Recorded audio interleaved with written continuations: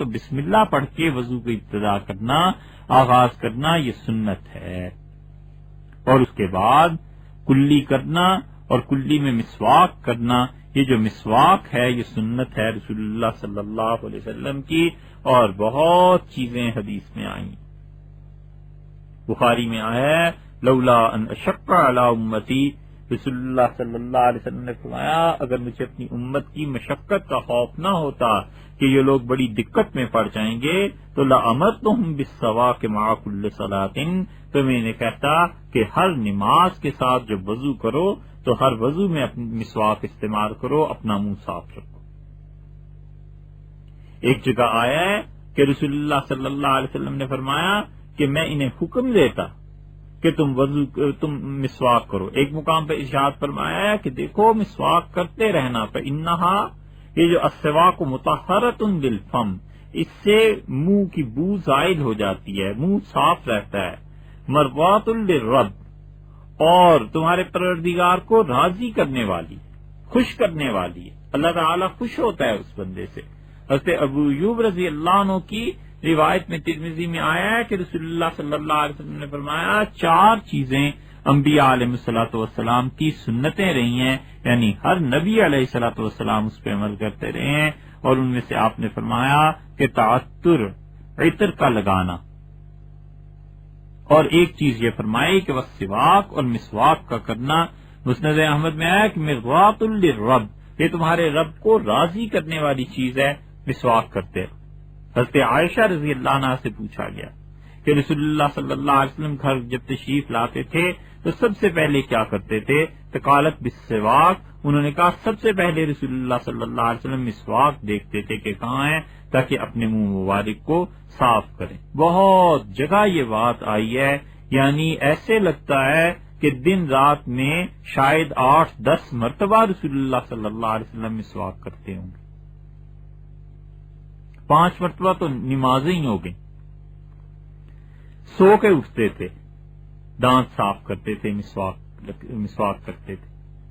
سونے سے پہلے رسول اللہ صلی اللہ علیہ وسلم مسواک کر کے سوتے تھے، اور مسواک اپنے سرہانے رکھ کے سوتے تھے. جو چیزیں رسول اللہ صلی اللہ علیہ وسلم کے سرہانے پڑی رہتی تھیں کہ وہ ہر وقت گویا استعمال میں آتی تھیں، ان میں سے مسواک تھی. تو 7 موقع تو یہی ہو گئے.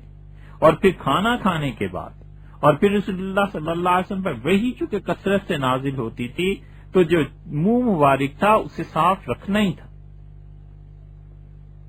اور اسی لیے عبداللہ ابن مسعود رضی اللہ عنہ کے متعلق آیا ہے کہ صاحب السواک والنعلین، رسول اللہ صلی اللہ علیہ وسلم کے جوتے اور رسول اللہ صلی اللہ علیہ وسلم کی مسواک، یہ تو ابن مسعود رضی اللہ عنہ کے پاس رہتی تھی.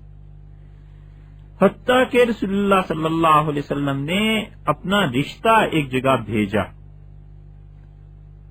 اور پوری حدیث لوگ پڑھیں تو لوگوں کو اندازہ ہو کہ اسلام کا مزاج شریعت کا کیا ہے، اور سنا دیں تو لوگ یہ سمجھیں گے کہ شاید یہ جھوٹ گھڑ لیا گیا علیہ باللہ. یہاں تو اتنی جھوٹی روایات، ایسے سمجھتے ہیں کہ رشتے شادی یہ بس ایسے ہی گرے پڑی عورتوں سے ہو جانی چاہیے، بیچاری جنہیں نہ صفائی کا ڈھنگ آتا ہو، نہ سلیقہ ہو، نہ طریقہ ہو کوئی زندگی کا. اسلام یہ مزاج نہیں سکھایا. اور اوپر سے جعلی صوفی اور جھوٹے بزرگ مل جائیں گے جو یہ کہیں گے کہ فلاں بزرگ تھے اور ان کا رشتہ گیا اور ان کے شیخ نے کہا کہ میری بیٹی ہے مگر ہے وہ آنکھوں سے اندھی ہے اور کانوں سے بہری ہے اور لولی لنگڑی ہے اور تم شادی کرو گے، اور مرید باصفا نے سر جھکا دیا. ہوگا جو بھی جھوٹ یہ گھڑا ہوا، مگر کم سے کم رسول اللہ صلی اللہ علیہ وسلم نے یہ نہیں سکھایا، اسلام نے یہ تعلیم نہیں دی. نبی کریم صلی اللہ علیہ وسلم نے، مسلم وغیرہ کی روایت میں آتا ہے کہ اپنے رشتے کے لیے ایک خاتون کو بھیجا اور فرمایا کہ فلاں جگہ جاؤ، میں شادی کرنا چاہتا ہوں، اور 2 چیزیں اس خاتون میں دیکھ لینا، اور ان میں سے ایک چیز یہ بھی ارشاد فرمائی تھی کہ اس کے منہ سے بو نہ آتی ہو. یہ کیا ہے؟ یہ طہارت ہے، یہ پاکیزگی ہے، یہ نفاست ہے، یہ صفائی ہے جو ہر مومن انسان کے ساتھ ہونی چاہیے. یہ آپ ڈاکٹر سے پوچھئے اور آپ لیڈی ڈاکٹر سے پوچھئے کہ ان کے پاس کیسے کیسے پیشنٹ آتے ہیں جو دنوں اور ہفتوں اپنی پاکیزگی اور صفائی کا خیال نہیں رکھتے، اور اس کے باوجود وہ سب سے بڑے مومن ہیں. مومن انسان ایسا نہیں ہوتا. رسول اللہ صلی اللہ علیہ وسلم نے فرمایا مجھے اتنی جبریل نے مسواک کرنے کی وصیت کی، اتنی کہ خفت علی اطرافی، مجھے ڈر ہوا کہ میرے مسوڑے چھل جائیں گے. یہ طبرانی میں آیا اور ابن ماجہ میں آتا ہے کہ رسول اللہ صلی اللہ علیہ وسلم نے فرمایا مسواک کرتے رہو، اس سے تمہارا منہ صاف رہے گا اور اللہ تم سے خوش ہوگا. ما جاءنی جبرائیل، اور میرے پاس جب بھی جبرائیل آئے الا اوصانی بالصواک، مجھے کہتے رہے کہ آپ مسواک کرتے رہیے، حتیٰ کہ لقد خشیت ان یفرض علی وعلی امتی، مجھے ایک مرتبہ یہ ڈر لگنے لگا کہ یہ کہیں آئندہ جبریل یہی نہ حکم لے آئیں کہ مسواک کرنا آپ پہ بھی فرض ہے اور آپ کی امت پہ بھی فرض ہے. مسند ابو یعلا میں آتا ہے ظننت انہ ینزل علی فیہ القرآن، مجھے ایک مرتبہ یہ خیال ہونے لگا، رسول اللہ صلی اللہ علیہ وسلم نے فرمایا کہ مجھے خیال ہوا کہ اب جو وحی آئے گی نا قرآن میں تو اللہ تعالیٰ اسے فرض قرار دے دیں گے، وحی آئے گی کہ اپنے منہ صاف رکھا کرو. اتنی زیادہ تاکید ہے. حضرت واصلہ رضی اللہ عنہ کی روایت میں بھی ایسے لفظ ہیں مسند احمد میں کہ امرت بالسواک حتی خشیت ان یکتب علی، مجھے مسواک کا اتنا حکم ملا، اتنا حکم ملا، اتنی مرتبہ کہا گیا، جبریل نے آ کے بتایا کہ یہ مسواک کرنی چاہیے، یہاں تک کہ مجھے خوف ہوا کہ یہ امت پہ فرض کر دی جائے گی، یہ ضروری قرار دے دی جائے گی. مسند بزار میں روایت آئی ہے، رسول اللہ صلی اللہ علیہ وسلم نے فرمایا کہ علی رضی اللہ عنہ کی روایت ہے کہ آدمی جب مسواک کرتا ہے اور پھر وہ نماز پڑھتا ہے، کھڑا ہوتا ہے اللہ کے حضور میں، تو فرشتہ اپنے ہونٹ اس کے ہونٹوں کے اوپر رکھ دیتا ہے تاکہ جو قرآن وہ پڑھ رہا ہے وہ فرشتہ اپنے اندر اس کے قرآن پڑھنے کو جذب کر لے.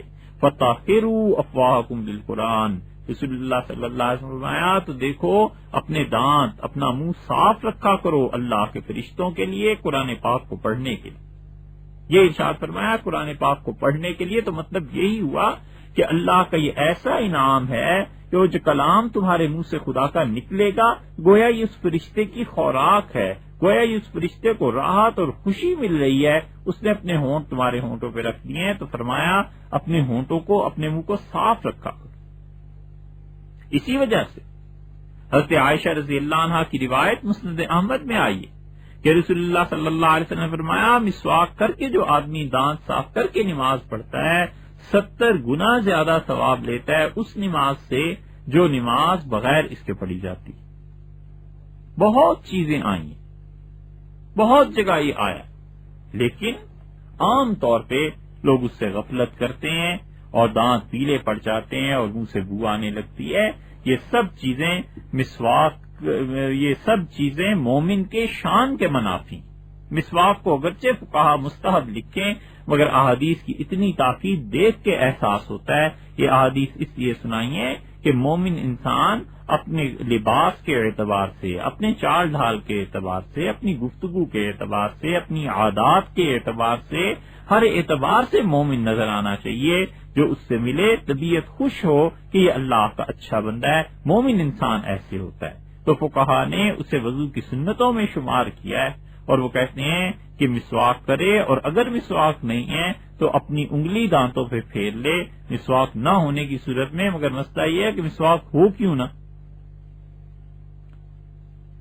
مسواک ہونی چاہیے تاکہ دانت صاف ہو. وضو کی اور بھی سنتیں ہیں وہ انشاءاللہ آئندہ نشست میں عرض کریں.